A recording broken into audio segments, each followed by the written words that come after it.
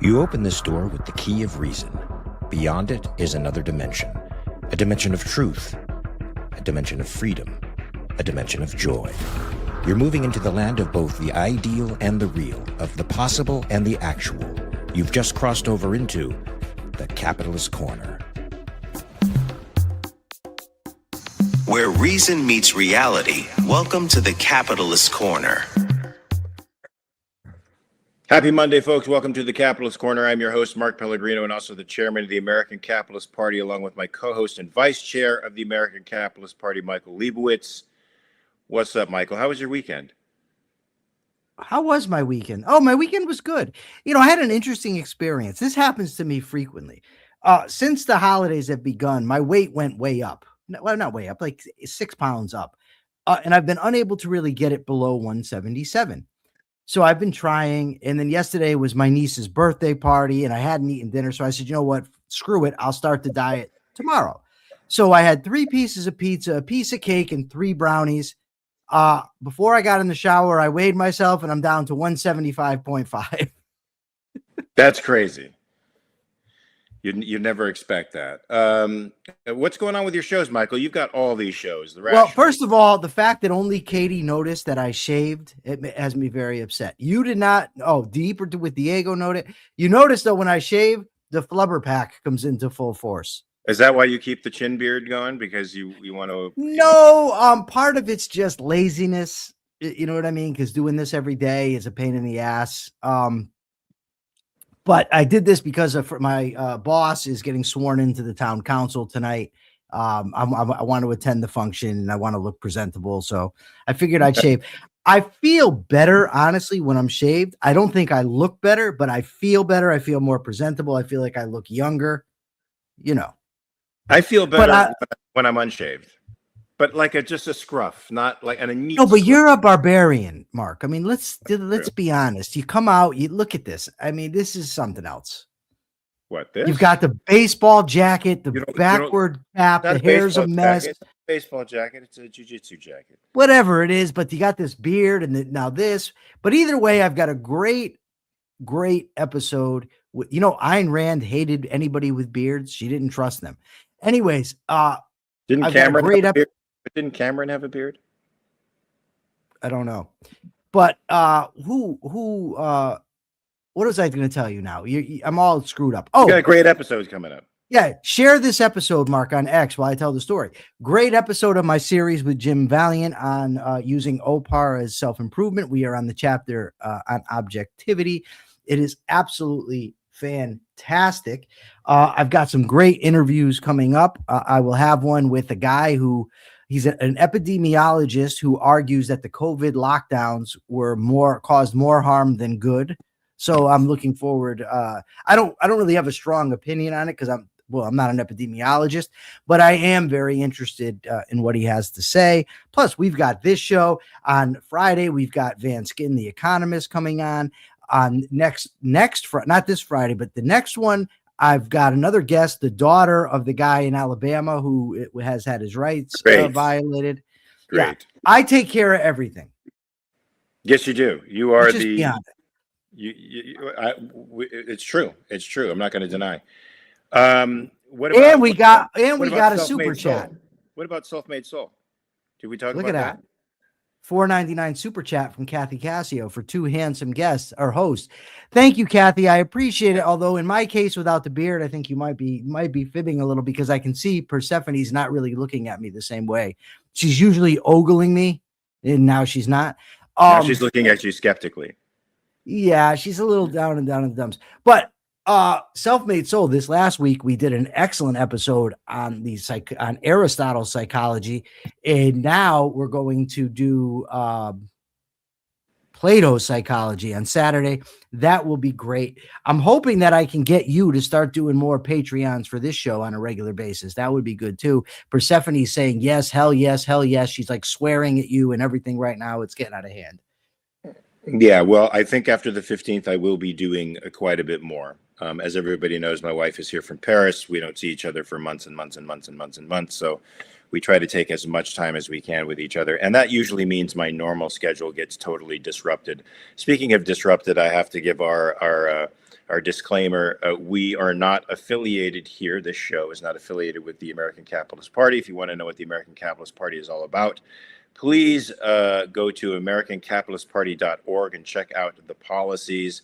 I feel like we're moving and shaking, Michael. I feel like we're making some moves in the political world now that a couple years ago it just seemed impossible. We're expanding into Georgia. We're taking up this guy's case in Alabama, which I think is fantastic. We're about to endorse a candidate for governor, formally endorse. I'm not going to say anything until we actually do put that endorsement out on our webpage. Go read it, please, because it's fantastic. It was written by our secretary, Ariana Sneath.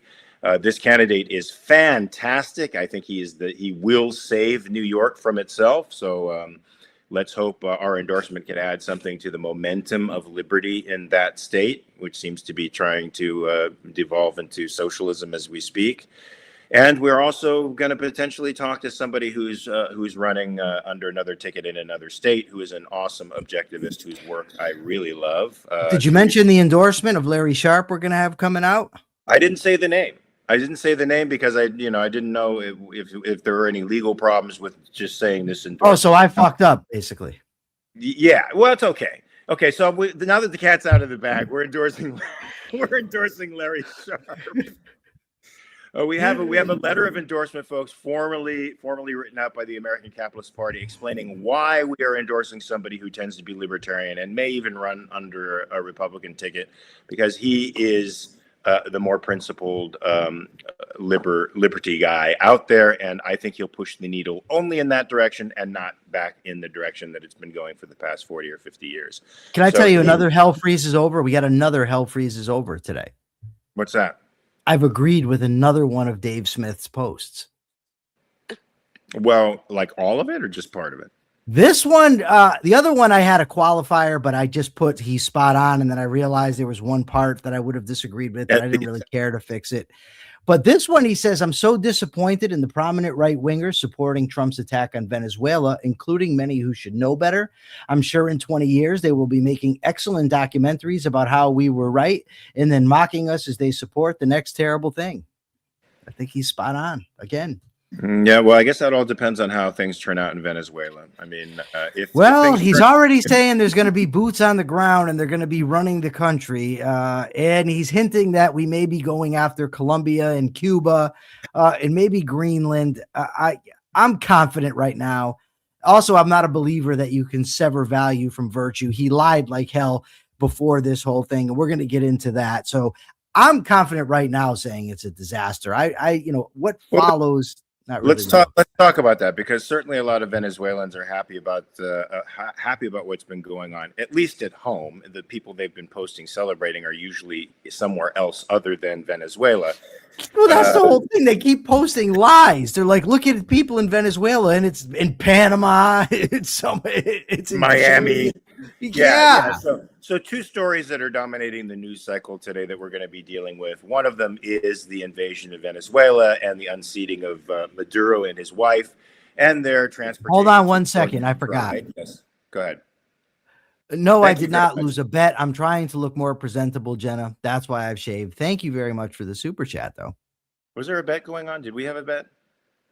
No. We didn't have a bet, did we? No. All right, no bet. If you and I make a bet, I'll win the bet. So we don't need to worry about that. Everyone knows that. So everybody knows what's dominating the news cycle is Iran and Venezuela right now, and of course the libertarian community is up in arms for what Trump went and did in Venezuela, and for good cause, because even though there's been a precedent set with respect to his intervention in Venezuela, it's certainly extra constitutional, and libertarians are harping on what they should be harping on: the fact that the Constitution is being bent and pushed out of all meaning and allowing the executive to have more power than he is constitutionally allowed to have. Those restrictions on his power are there for a reason. So whether or not you like the fact that Maduro has been booted, he's a bad guy, he's a dictator, he deserves to be booted. No dictator has a legitimate claim to power, especially this one who was not really democratically elected, but stole the election for real.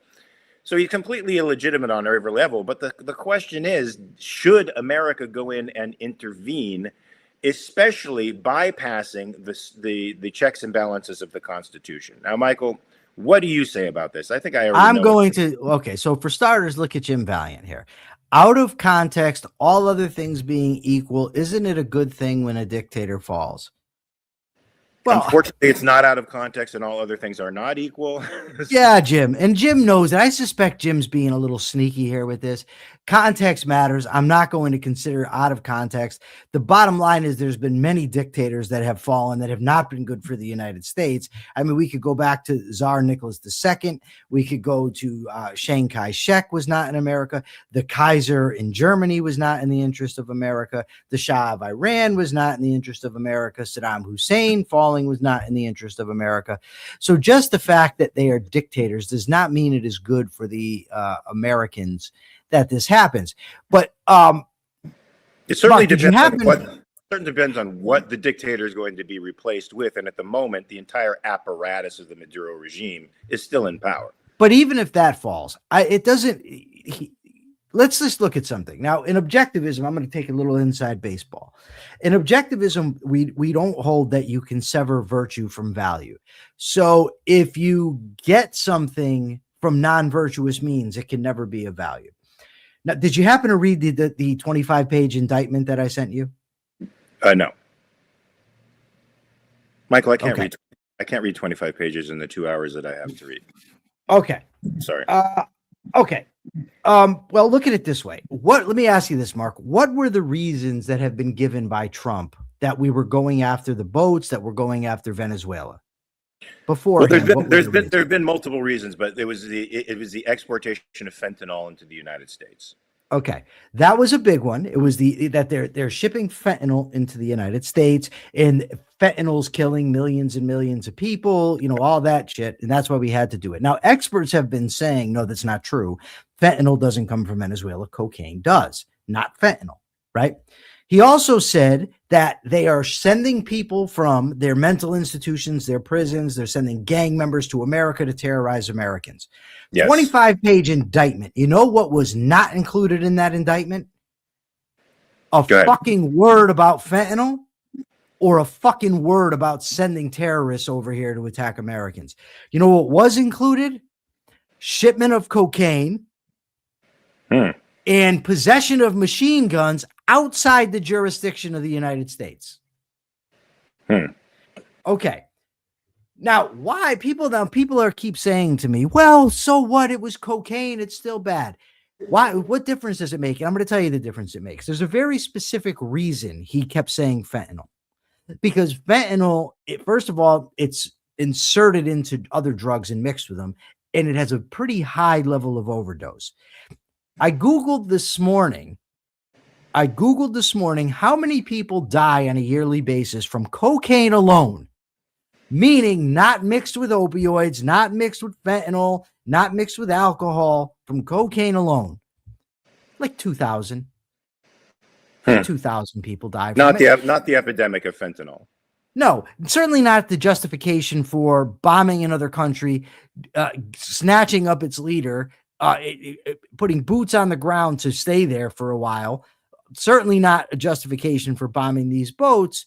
So yeah, cocaine is not a deadly drug. It really isn't. I mean, it can kill, but it's just not, it's not as harmful as the media has led to believe. The crack epidemic was largely oversold. I remember they attributed Len Bias's death to crack cocaine. Wasn't even true. So that's why Trump lied. So when you have a president of the United States who keeps lying in order to get these things done, what follows is not good. Even if accidentally there's some good benefits from it. We've created a more horrible precedent or extended horrible precedent, right? We now have American troops are going to be in harm's way in Venezuela, because I'm going to make a prediction, and I don't think it's out on a limb here, that you're going to end up with guerrilla fighters in Venezuela coming from Colombia and everything else. Yes, Ian, you're correct there. So that's terrible. Also, it's a violation of the original meaning of the Constitution. Now, why do I bring that up? Right? Because they're going to point out, yeah, but the new laws, the presidents keep doing it, yada, yada, yada, yada. Okay, fair. I'm an originalist, a constitutional originalist. But the reason I think that it matters so much here is because the very people who are now supporting this and arguing in favor of it are the people who my entire life have been touting originalism when it comes to the Constitution. Now, all of a sudden, it's precedent. Okay, well, then why not support Roe v. Wade? That was the precedent. You should support that. The birthright citizenship, even if you're going to argue it's not in the Constitution, it was long ago cemented into law. So that's the precedent. So they play fast and loose for when originalism matters, and that fucking annoys me. And if I have one more person tell me, yeah, were you critical of Obama? Yeah, I was. Yeah. Definitely. So Cosmic Wolf says oil has a lot to do with it, and that is one of the justifications that Trump has been using. Of course, there's 4 or 5 justifications that the administration that wasn't in the indictment either. Stealing oil, not in the indictment. Not in the indictment, but certainly one of the reasons it apparently motivated Trump. And Venezuela is on the hook for about $10 billion in stolen assets to America and to these American companies. That's certainly a criminal act. And why it isn't in the indictment, I don't know, Michael, because that seems like actually the most legitimate and moral thing they could go after. Well, you have American oil companies who engaged in risky investments in Venezuela decades ago. But then Venezuela goes, we want to take a minority stake in the country of 40% or less or more. And if you don't like it, you get out. That's pointing a gun to people's. Now, it is no doubt. I am not. This is not an area that I've read up on a lot as far as the law of the United States government protecting overseas businesses. But I will say this. If you were going to go to a country like Venezuela, you are taking a hell of a risk, right? And I'm also not comfortable with the United States government going into a country, taking over oil fields, and then deciding who's going to get that oil. Right? Because there's no other way. They're going to decide who gets to dig, how much they get to dig, who gets to distribute it. Not a good idea. Let me ask you a question, Michael. If the military went in there and they brought back Machado from Denmark and they said, we're going to hold elections, all you can hold elections, and they did this relatively immediately, and let's say Machado gets elected, would you support that? And then they leave the government alone? Well, the problem is they bombed the country. Like I keep seeing analogies between this and Panama. Well, and I'm not so sure about the constitutionality of the assault on Panama. I just do know this. The legislature in Panama, before we went and got Noriega, declared themselves to be in a state of war with the United States. So that's not on all fours. That's different. The other thing they bring up is the raid in Pakistan to capture bin Laden. First of all, Osama bin Laden organized an attack on America. That's the first thing. Secondly, we did not bomb Pakistan. There was no firefighting with Pakistani military. There was no kidnapping or assault or anything else on Pakistani officials. None of that. So the two are just not commensurate. So if you're asking me if I would approve of just going in there and arresting him, it's hard for me to envision how they could accomplish that without using acts of war. And under the Constitution, you need a declaration of war from Congress to engage in this sort of thing, which they clearly did not have. Do you know how many people were injured or killed in the assault? Last time I looked, it was 40, and they weren't differentiating between civilians and government. All it said was that civilians were killed. You know what I mean? So apparently the strikes are supposed to be pretty laser accurate, and it was to take out their air defense systems, which Venezuela claimed to be quite layered and ominous. And by the way, even if they are celebrating, I remember Iraqis celebrating the fall of Saddam. That's right? True. Remember the Arab Spring? How happy everybody was. They were overthrowing what's his name, Hosni Mubarak in Egypt, and then what happened? They voted in the Muslim Brotherhood. Right? Brotherhood in the military. Yeah, you simply cannot control outcomes in these types of situations. Especially when the power apparatus in Venezuela is still controlled by the Maduro guys. Right. Now when your country is attacked, right? You still can't control outcomes, but you've been attacked. You have to respond. This is not that case. They're not sending gang members here to assault Americans. They're not sending fentanyl to kill Americans. They are making money off of cocaine, which shouldn't be illegal anyway. No Name asked me if I think it will be better for them. I have no idea. But I do know one thing. The purpose of the American military is to not go make other countries better for them. Yeah. So No Name. It's super hard to estimate whether or not it'll be better for them. Certainly, people in the diaspora, the Venezuelans who are outside of the country, are quite happy to see Maduro unseated. But we don't know where this leads. We've seen where it leads in other countries, where regime change goes wrong, as Michael was talking about already, in the Arab Spring, in Egypt, in Libya, where things just go wrong. Americans don't have a good track record for being able to control who gets in and how well that sits with the native population. It usually tends to cause greater unrest. I'm happy to see a dictator deposed. I mean, I'm always happy to see somebody who kills his own. I'd be happy to see him get a bullet in his forehead. I don't like, he's not my guy. I don't like him. I don't care what happens to him. That's not the point. I care about the American Constitution. I care about individual rights. I care about law and order, and we have none of these things. Now, is there any time, I'm going to play devil's advocate a little bit here, Michael. Is there any time at which you could find the long-term potential effects of this being redounding in favor of the United States on a national security level? For example, let's say America gets control of Venezuelan oil, and we're able to use that oil now for our own productive purposes. That essentially robs China of oil, of one of its major oil sources. That keeps America, Venezuela, basically the OPEC countries who are becoming our allies, Canada, as a huge oil block that would ordinarily have to be tapped by China for its industrial base and for any potential hostilities it wanted to launch against Taiwan. That sort of cuts them off at the pass. It also puts a great deal of pressure on Russia. Since Russia is entirely funded by its wars are entirely funded by its oil economy, we start using our control of the world oil sources as a leverage against these bad actors. Do you see that as a good thing, despite the fact that the Constitution has been violated in order to do it, or is it still bad because of the president? Well, again, the Constitution doesn't exist for when it's convenient or for when it's going to produce only the best results. That's there to limit our government. The reason being is that we operate on the principle that a government should be limited. You cannot violate principles with impunity. So regardless of the after effects of what you're talking about, I'd say it's irrelevant. But even if we wanted to play that out, okay, you said then we're going to have the oil, but we are not going to have the oil. Who's going to have the oil?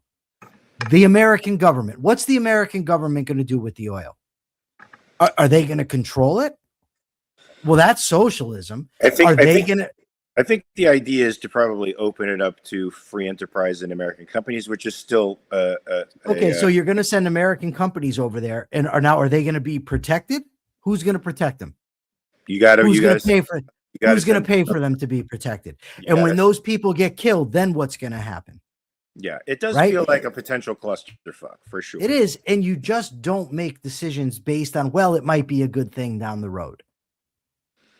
Yeah, so despite the previous comments, I don't trust the current government to properly divvy up oil property back to its original owners. I agree with you. And so those original owners would have been ExxonMobil, Phillips. Phillips was one of the people who had their property and goods stolen. I mean, I don't know that the government, that Trump, I can't say the government, but Trump especially, would be so incentivized as to give that stuff back to them and let them operate it free. Also, I'd imagine that the original contracts, the conditions are vastly changed. So are you going to put in place the original contracts under entirely new conditions? I mean, it's just not a good idea to violate the United States Constitution, to rob American taxpayers, to go depose a leader in another country and put troops in a foreign country. It's just not. So Ian sort of points out, the paradoxes that are going on in the administration. I mean, depending on who you listen to, you get 3 or 4 different reasons for going in there. Rubio claims that the U.S. will use pressure to get what it wants and not take over directly, while Trump says the U.S. is in charge. So who knows what will happen? I mean, Trump said Trump's our president. Yeah. Trump's the president. Trump said we're going to run Venezuela for as long as it takes. He said he's not afraid of boots on the ground. He said, we'll see what happens with Colombia and Cuba. I really don't care what his underlings have to say, because all they do is put their tongue in his ass anyway when the time comes for it. So his point is what matters. His is the one we should. Yeah. Besides, he's the leader, and his message is what's going out to the world. Right now, he just pardoned the guy from Honduras who was convicted of being a drug dealer. But he says, yeah, but I've heard that he was treated unfairly like I was. Fuck him. Seriously. Michael, by the way, how much of this do you think Obama too? Okay. How much of this do you think may be motivated? We're psychologizing here, so forgive me. How much of this do you think may be motivated by the fact that Machado got the Peace Prize? And he wants to own Venezuela and keep. I don't think anything. I don't think so. What I do think is this, though, and do not be surprised. I'm telling everybody right now, do not be surprised. It's not a prediction, but you're seeing a lot of MAGA influencers now. Because remember, the claim was that the Dominion voting machines, they were connected to Venezuela, and that's how the election in 2020 was stolen. Trump posted yesterday about those Dominion voting machines. You're seeing MAGA influencers out there saying, now we're going to get to the truth because Maduro's going to strike a deal and he's going to tell how the Venezuelan government helped to steal the 2020 election. Do not be surprised if we have a confession from Maduro coming out saying exactly that, and then MAGA doing a victory dance. Don't be surprised if that happens, and it would not surprise me in the least if that was part of Trump's motivation. Ian Gilmore says, I've also read that a lot of the companies got restitution judgments but haven't been paid yet. That's right. Those companies are owed about $10 billion, and Venezuela has not repaid that. I'm still shocked that I live in a reality where America a winter war against Venezuela. Somebody pinch me. I'm not pinching you, Diego. Winter war. Yes, it's strange. We are in a strange time, and the fact that he's using this to further expand his intention to take over various regions of the world, like Greenland and Cuba and Colombia. I mean, this is a guy who campaigned on no hostilities around the world. He was going to end wars. He was going to be the president of peace. Well, I guess if you're not going to get the Nobel Peace Prize, you might as well start conflagrations around the world. And no new wars. And claim no new wars. No new wars. So no name says why Obama. The reason I said Obama is because I keep hearing, well, what about when Obama attacked Libya? And I remember, I'm old enough now to remember when conservatives were challenging Obamacare for being unconstitutional. And it was Nancy Pelosi who said that was a ridiculous notion. These people are all hypocritical, power hungry liars. I literally have people repeating Trump verbatim, making arguments to me. I've been arguing with Reese Hopkins. He's a Connecticut talk show host about this. And it's just non sequitur after non sequitur because he's just dying to support Trump. I cannot believe that people can do this with their minds. I cannot believe that people don't even want any dignity in their lives. Like when you just kiss a man's ass like that and carry water for him, no matter what he does, I'm not doing that for anybody. You could make me an offer and say my parents could come back to life today if I will just be a sycophantic ass kisser for the rest of my life. And I would say, no, I'm not doing that. I just can't, like, the idea that people are okay with that for taking the word of a lying politician over and over again. It's so gross. You know, Michael, the founders, they were suspicious of parties because they felt that not only did they cause faction, but they developed party men. And the party man would be more interested in the preservation of the party than in servicing the people. And this is precisely what we see today. We see Republicans and Democrats shifting sides, using convenient ethics to justify their own party's position. And so what they have become are protectors and gatekeepers for their party. They are no longer servicing the American people. They are no longer using the Constitution in a way of shackling government to protect the liberties of the American people. They are Seems like a lot of American people are servicing them. And look, especially with the rise of social media, people have fallen into the camps. They've simply fallen into the camps, and now even the people are about preserving what they consider their culture. And so it's become a war of cultures, the left culture versus the right culture. Which collective is going to win? Who's going to be able to impose their preferences over the other guy? That's all it is. And in a capitalist society, folks, no preferences are imposed on anybody because the government doesn't have that power. So you can't use the government to gain levers of power to push your preferences over on anybody else. You are a completely sovereign being in the eyes of the government. That's the kind of, I think, world that creates beneficence, universal beneficence, right? What do we see now, Michael, with all this tribal warfare, but violence and increasing violence to get you what you want?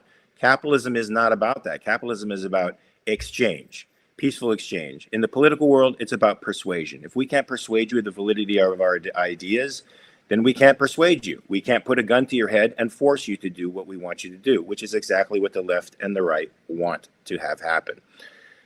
Super scary, Michael, but this is the case. Did you want to continue with Venezuela? Because you got a bunch of stuff here. I can't access the Epoch Times article again. When I go for 2 accesses, it just cuts me out for some reason. So if you wanted to check out the Epoch Times article and go through that bit by bit, that's fine. No. Did you not read what I told you about the articles? Yeah, we don't have to go through all. Yeah, I saw that. No, what I said is I sent them all to you so we would be rounded enough to talk about it. But I still like some of these articles. I still wanted to discuss. I watched Pulp Fiction last night, the first time in about 30 years or so, 28 years, and it occurred to Diana, and I think she's right. You could have played the Eric Stoltz part perfectly, right? Yes. Can I tell you an Eric Stoltz story? You can. I've heard it before because I actually told Diana last night, and that's why she said Mark would have been perfect for this part. But you could tell the audience. That'd be great. So everybody, the objectivists will be interested in this. So I did a movie with Eric Stoltz called A Murder of Crows. Go check it out if you want to. I liked it, by the way. Oh, good. So I play a bunch of parts in it, and he played a part. I forget what his part was, but we got down at lunch and we started talking to each other, and it came out that he was going to be playing Nathaniel Branden in the Ayn Rand movie that was made with Helen Mirren, which, by the way, Passion of Ayn Rand. Passion of Ayn Rand. Thank you. I love Helen Mirren and hated her portrayal of Ayn Rand in that movie, to be honest with you. But I said, oh, wow. And at the time, I think I was actually seeing Nathaniel Branden as a therapist. So I'm like, wow, so great. Are you reading all of his stuff? He's got some great books. Are you reading that stuff? No. Have you interviewed him? Have you talked to him? Because he's still around, and I can give you his number if you want to talk to him. No to both. Now, this is a guy who was nominated, I think, for an Academy Award for Mask, one of his first projects. That was a great movie too. I love Mask. You can't find it anywhere now. Can't find it anywhere. But you know what? He was fired. He was fired from a huge movie, Back to the Future. Oh yeah, you've told me that too. He was the first actor. They went 2 weeks with him. He didn't know that it was a comedy for some reason. He kept acting like it was Hamlet, and they couldn't take it, so they fired him and replaced him with Michael J. Fox. And voila, cinema history is made. But he didn't want to read anything that Nathaniel Branden had written, and he had months before he was going to do the project. I literally asked him, how are you going to play a guy you know nothing about? Did you tell him don't be a dick? I always tell people not to be a dick. Okay, that's the advice you needed. But I think you could have played that part. If I had your shirt, don't be a dick, I would have said it with wearing the shirt proudly. With me giving the finger, don't be a dick. Yes. So that's my Eric Stoltz story, and I'm sticking with it. I was very disappointed that he does not have the work ethic of what I consider to be a real actor. So it bums me out when people get successful and they have no fucking work ethic. It's just sort of the luck of the draw. Sometimes in Hollywood, people suck and they somehow make it to the top, or relatively close to the top. And that's why Ann M is right. She's so often wrong, but today she's right. Branden could be a dick by some accounts. Yeah, and I can tell you, first off, I knew Branden. He was my therapist for a year, and I got to tell you, not the best therapist I've ever had, not the most accepting therapist I've ever had. Didn't make me feel very comfortable or good about exposing my psyche to him. So I would say sort of a dick. Sort of a dick. All right. Nathaniel Branden was a dick, but he was a great author and wrote a lot of really good books. Yes, he did. And there's a lot you can get out of them. I know he's persona non grata in the objectivist movement, but I say read his stuff. It's very, very helpful. I think he stole a lot of his psychology from Rand, He didn't steal it. He did. What do you mean he stole it? They worked in collaboration. Even if he got it from her, he didn't steal it. Stole it. Does he give her credit for it? I don't remember.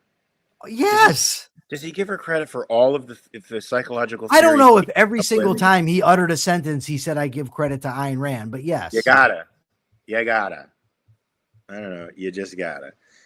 She was a tremendous psychologist. I wish she was a therapist, and I wish she would have been my therapist because she was an amazing. You would have walked in with that mustache and beard, and it would have been over.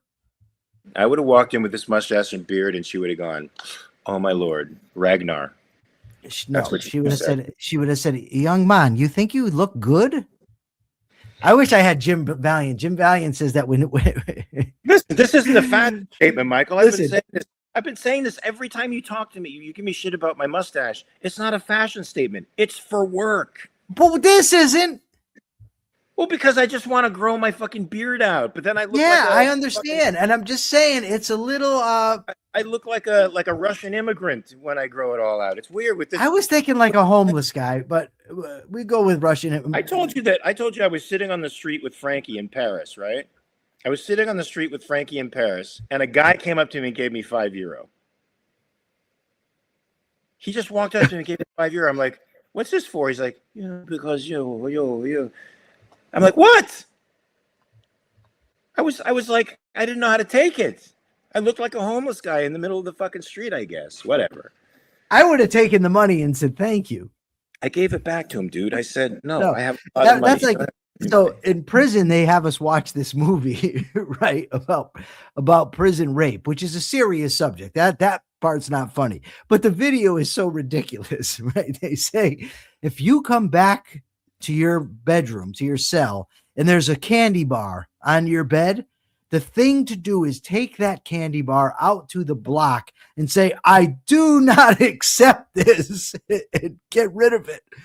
And it's just like, nobody's doing that. But anyways, my friend Carlos, it actually happened to him where somebody put a Snicker bar on his bed. And the cellmate said, you better not accept that. And Carlos said, fuck that, I'm eating it. Carlos ate the candy bar and then proceeded to beat flames out of the guy who put it on his bed. I love Carlos. It didn't work out so well for the guy so Carlos got a free candy bar and a reputation as someone who could fight. So it worked out for him in both ways. That's a good thing. So Michael, you sent me an article from the Daily Economy, the UN's International Covenant at 50. When desires become rights. I thought that was a great article, and if we could post that, or if you could post it actually on X, that would be great. Why do I have to post it? You have the article. I can post it too, but it's better if you do it. No, it's not. You've got 500,000 followers. I've got 2,800. What do you mean it's better if I do it? Totally better if you do it, because then I could retweet it. You can retweet it, but you can't just tweet it? You know, we're having an argument that was similar to an argument I just had with my wife. She's like, why do I always take the lint out of the dryer? I'm like, what's wrong with you taking the lint out of the dryer? It's okay for me to take the lint out of the dryer, but not okay for you to take the lint out of the dryer? You don't take the lint out every time you use the dryer? I take the lint out all the time. but she's not every time, but after maybe 2 or 3, yeah. Because it doesn't. 2 or 3. Yeah, 2 or 3 washes. I take the lint out. No, you take it every time. No, you don't. Well, no, you might have some giant industrial. It's not necessary. There's not enough lint buildup on the screen to do it. Now, in like commercial dryers in in a laundromat, yeah, I do it every time. Anyway, Michael, what do you think of this? The 50th, I guess, anniversary of the International Covenant. I read the Universal Declaration of Rights by the UN, and I got to say, it was going well until about Article 22, and then it started to go south with these positive rights. Can you explain the difference between negative rights and positive rights? So hold on a second. So you read that, but you couldn't read the indictment? Yes. It took me 2 hours to get through all the articles. I'll read the indictment. I will read the indictment though, because I'm curious. No, you don't have to. Never mind all that, because you're gonna have more stuff to read tomorrow, and we don't want you falling behind. What the hell am I? What? I just shared the article anyway. Positive and negative rights. Positive. I don't even like the terminology positive and negative. I don't like rights. that. No, but I don't really. But it's irrelevant. Basically, the point is that rights, real rights that are derived from reality, mean the right to, in effect, be left alone. That other people do not have the moral authority to initiate force against you to prevent you from doing things that aren't violating the rights of others. That's what rights are. Positive rights mean you have a right to stuff, but a right to stuff entails forcing somebody else to provide it to you, which is contradictory. There's my difference. But no, this I think is very important for this article, which I think was a good article, but he doesn't ever justify the idea of what he calls negative rights. He just says that traditionally these are our rights, and positive rights are, a new thing, and it's encompassed in the embedded in the UN Declaration and all that, which I guess we never actually signed on to. But the point is that, my point is, he doesn't justify them. He just states them, much like the founders do in the Declaration, where they'd say, well, these rights are self-evident. They don't actually attempt to validate them, prove them, or anything else. Yeah, we didn't approve the Declaration of Rights, but Michael, we had the second Bill of Rights by Roosevelt, which essentially served as the template for the UN Declaration of Rights. So, and that changed the whole concept of rights here, where people had rights to stuff, and missing the middle concept, right? The middle concept that all stuff has to be created by human labor and thought. So by saying you have a right to stuff, you are claiming a right to people's labor and thought. Yes. Which is a clear violation of your own individual right to life, liberty, and the pursuit of happiness. Yes. So the sooner that people understand that there's a real conflict here, and that positive right, as they call positive rights, meaning you have to do something for another human being, it is a paradox. It's a contradiction in terms. Rights are actually restraints. I mean, rights are freedom of action for an individual, but on the other, it imposes no action of any kind. In fact, you are as a rights respecting person, you have to leave the other person alone, provided they aren't harming another human being. So, did you ever get in touch with Carlos? Now that it came to my mind. Yeah, I sent him a text yesterday after you reminded me. Did he get back to you? I haven't looked at my text, but I don't think he did yet. How do you text somebody and then not look at your texts? No, he didn't. I do look at it briefly, and I look to see if anybody. He aggravates me. He does the same thing as you. What is the point of having a text? I send you a text and then I go for a walk. I don't get it. He does the same thing. He tells me, hey, I texted Mark back. He didn't get back to me. So I go to you. I say, hey, get back to him. And then you text him and he doesn't get back to you. I feel like I'm Mo. I got to take your heads. He and I got off on a funky foot because I contacted him like 3 or 4 times and he never got back to me. So I just never looked to see if he got back to me, because my first initial meeting with him was like a non-meeting. I didn't hear from him. So it's like I just figured he'd take a while. And when you reminded me that he did in fact text, I immediately texted him back. I'll call him when I go to the academy today too. All right. So I'll be on Jiu-Jitsu Academy, right? You're going to do jiu-jitsu?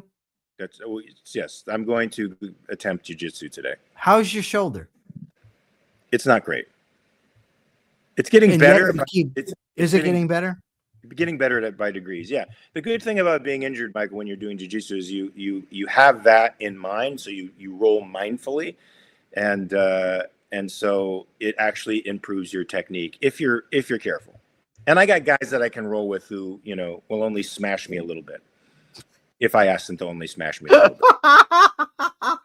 bit. like on Friday.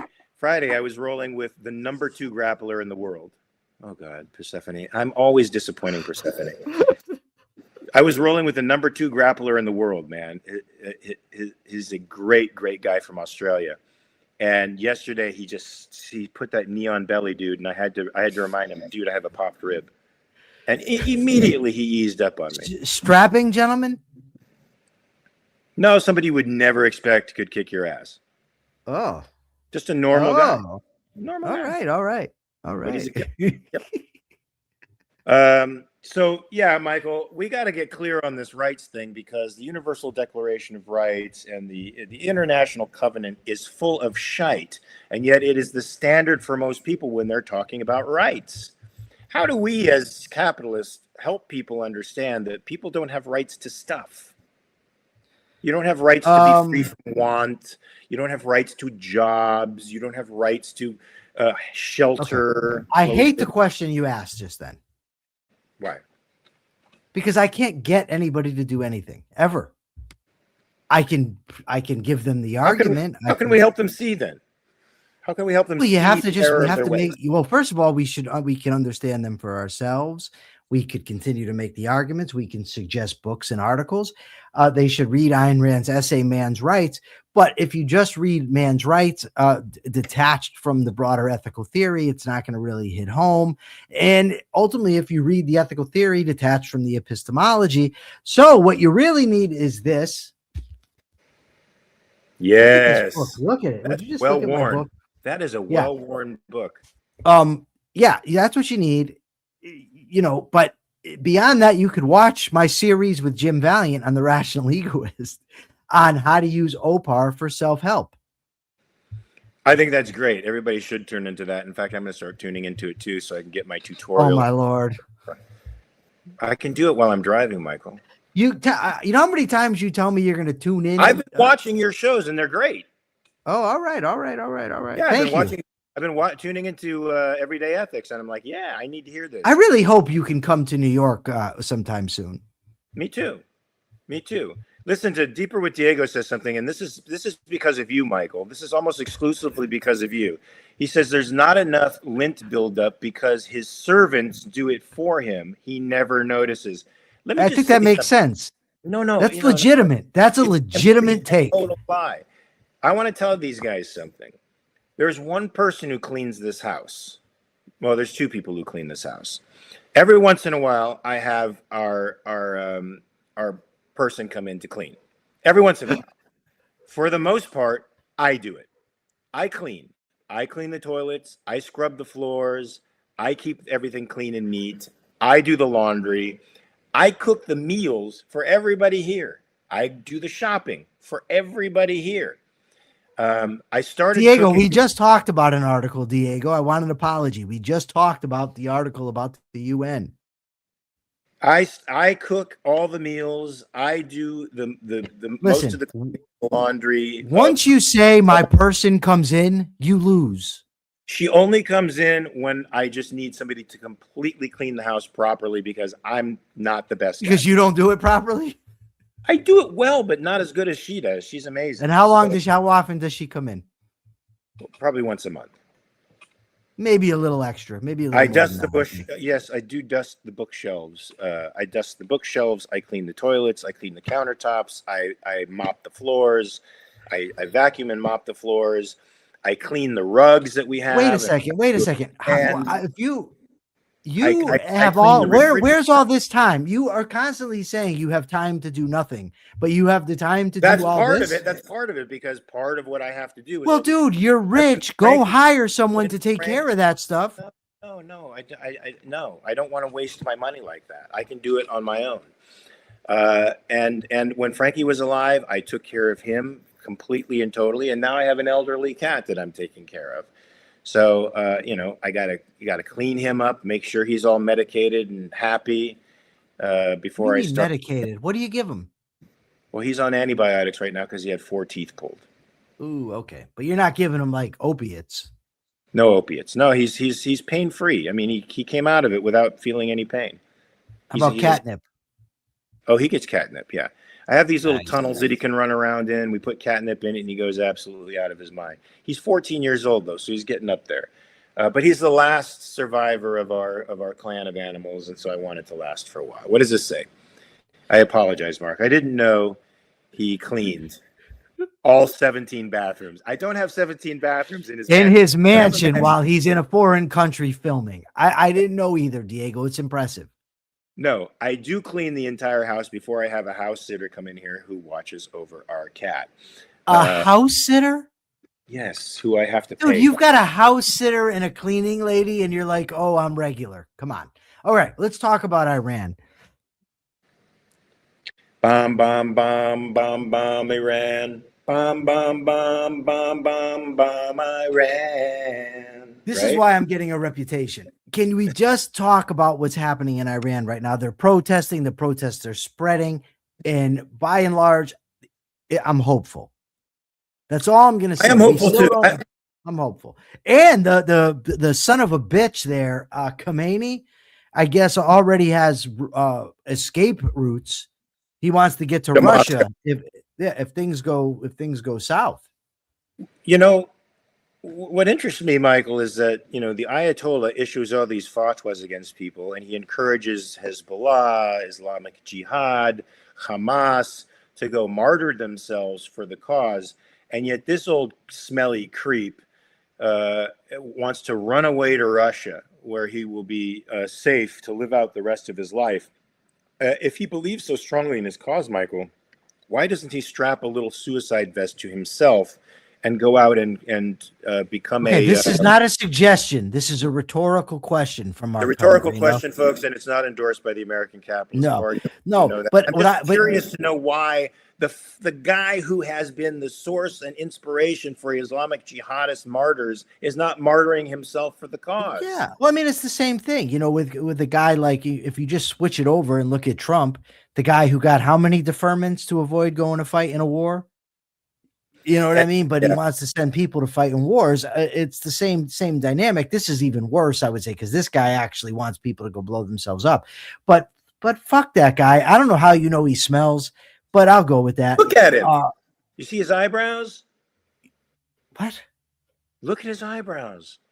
Eyebrows are an indicator of odor? They're like caterpillars that have gone out of control. That means he's got hair in weird places that's trapping odor in weird places. He's just a fucked up guy. He probably wears a diaper. Come on, man. He's a fucked up guy. Sorry, Persephone. I know. He's a fucked up guy. Look, so these things started at first as an economic issue, right? There's 70% or 40% overall inflation. The rial, the Iranian rial, is worth $1.4 million per dollar. So they have inflation spiraling out of control, resources that are hard to access. And finally, the merchants just said, fuck this, we've had enough. And they started closing their shops and protesting. Now, these protesters have since taken on a very political theme. So they're now becoming pro-monarchical protests, and they want the Shah back, who's, I think, now situated in Egypt. No, not the Shah. The Shah's son. Yeah, it's a little. The Shah's long dead. They want to bring back the Shah. They want to bring back Pahlavi. Oh, the office, you're saying? Yeah, they want to bring back the Shah. Okay. They want to bring back the monarch. But the king is he's in exile, and now he's in Egypt. And the last I saw of social media posts is him waving to crowds of supportive people who want him to return to Iran. Now, the entire Arab world would love to see regime change over there, because Iran has been a threat to everyone in the region, and they've been slowly but surely gaining complete hegemony over the region. And it's in the Arab states' interest to completely to stop that. And so this seems like a movement, Michael, that's going far further than the Green movement before. This is it's turning into a real political movement, a monarchist push. And he is now sending messages over social media telling the security forces to drop their guns and or join forces with the protesters. The protesters have taken a couple of cities. They've actually run out the security forces in some places, and they're now doing pitched battle with some of these guys in the middle of the streets in some of the cities of Iran. And it's spread across the city. This looks like it may happen. And let's hope. I hope it does too. I know I posted, this is the year that Iran opens its gates to the world. This is the year that I have dinner with my Persian brothers and sisters in Tehran. I've always wanted to go there. There's a lot of great archaeological places over there in Iran. Will you take me? I can't. No. If I can get permission, would you take me? Sure. All right. Leibowitz and Pellegrino do Iran. That would be great. Pelalibo goes to Iran. Now, there's a lot of places I'd love to visit there. And I know the Persian, did you know Anthony Bourdain did a whole episode where he went to Iran and he went into the homes of various Iranian people and they cooked meals for him. Yeah, he killed himself, right? He did kill himself. But it was a great episode, and you got to see how awesome the Persian people are and what a disconnect there is between so many of the people and the administration. It's one of the few places, Michael, I make a distinction between Iran and, say, Gaza, where so many of the people are engaged in this toxic atmosphere and this toxic political narrative. So many people in Iran are not that way, and they are yearning for freedom, and they do want something else, and they have protested multiple times to attempt to get it. So to me, that's an entirely different world. I really am pushing for Iranian freedom. I hope they can become an ally to the United States. And Michael, if they do become an ally to the United States, think about how much that fucks up Russia's plans for the future. Think about how much that fucks up China. I mean, it really does. Since they control so many oil assets, China has fewer people to go to. That means it is hobbled as an imperialistic power. It cannot go and invade, say, Taiwan, with the potential for oil reserves being so reduced. It really, really puts the kibosh on them. So I'm happy. I hope this thing really goes through, and I'm going to do everything I can to support them on social media. And I hope every capitalist-minded person is doing the same here. Now, hopefully we don't have to engage directly, but I think the president saying what he said was better than Obama's silence. I think it gives the people on the ground hope that they can actually continue with this revolution, and they're going to be supported by the free states of the world. I wish I could travel a lot. I think you learn a lot by traveling. You do. You go to different countries, you learn about different people, different places, and I haven't been able to do that. I've traveled a little now since I've been out, but not, only in America. Is there a way, I know this is off topic, but is there a way for them to give you travel status despite? Probably. Yeah, I would imagine so. You'd have to demonstrate just a certain amount of goodwill and rehabilitation on the outside. I'm not really sure what it would be. I haven't looked into it because I'm not really looking to travel out of the country yet. The new president. I attribute this to you, Michael. What's about to happen? Go ahead. You attribute it to me. I do. Because we got €5 from No Name that the new president of Venezuela should be Liam Neeson. This is my fault. Let me tell you something. If the new president of Venezuela were Liam Neeson, you wouldn't have a warmonger in there. You know why? Do you know why? I don't know that I want to know. But can I explain it by way of a joke? No, but first you have to explain something else. Is how in God's name is it my fault that people associate you with Liam Neeson? Because I know you're the one who brought up the whole thing. Yeah, I didn't bring it up. And you're the one who continues to bust my balls about it. No, you bragged about this man. I didn't brag about him. You did. I told an inside story. That's not brag. Why did I brag? You were very impressed. No. Everybody saw that you were impressed. I'm not impressed. His girlfriends were. I've never seen it. His girlfriend. Not even a picture? No. All right, give the capitalist start of the day. Things are out of hand. Well, folks, it seems like as New York City is embracing socialism as an ideology, the rest of the world seems to be rejecting socialism and authoritarianism. We stand with the world that is rejecting authoritarianism because we believe that a benevolent society is one in which individual rights and inviolable right to your property are respected, and the government's sole purpose is to protect those things. It's not to become the policeman of the world. It's not to make everybody's lives equal. It's not to redistribute wealth so as to make equal wealth throughout the world and supposedly equal happiness. It's to make us all equal before the law, which enables our inequalities, our natural inequalities, to flourish, and enables you and me to benefit from those who are far better than us. Yes, it's okay to admit that there are people in the world who are far better than you. In fact, you can use them as inspiration. Don't be mad at them. Don't be envious. Don't try to tear them down. Love the fact that they are there, because they make your life easier. They make your life better. So I say, yes, American capitalism in general, is the way to go. It's a free society. It promotes choice across every aspect of human action. And that is the only kind of world that is benevolent and good for all of us. All right. Now our question, to go to YouTube, and please go and answer the question. A lot of you were lacking here. You're slacking off, but I want you to go. The question is, are you more optimistic about Venezuela or Iran? More optimistic about Venezuela or Iran? And remember, my show, Everyday Ethics, on this channel today at 2:30 p.m. Eastern Time. All right, folks. So you will see us here tomorrow, same bat time, same bat channel, 12 a.m. Pacific, or 9 a.m. Pacific, 12 noon Eastern. You have 24 hours, 23 hours actually, to check your premises. So come back here refreshed, renewed, and ready to embrace individual rights. Until then, peace.